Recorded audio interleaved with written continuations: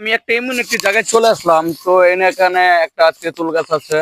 সেই গাছের দিকে সবাই নজর দেয়। তো এমন একটি তেঁতুল গাছ, তো এটা সবার জন্য এটা মানে সে একটা বিপদে আছে।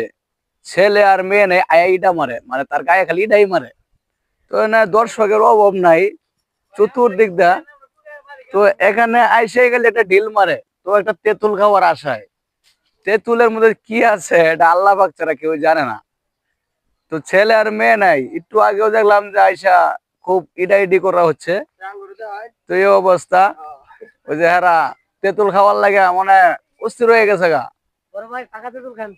ভাই পাকা তেঁতুল ভাই একটু পরে খাই, সমস্যা নাই, আপনারা খান, আমি পরে দেখতেছি। আমিও আসলাম তো ঘুরতে ঘুরতে, তো আমারও খাওয়ার ইচ্ছা হইতেছে। তো এটা সবার জিভটায় পানি আসে, তেঁতুলের এটা তো সবাই জানে। তারপর এটা লুকানোর কোনো কিছুই না।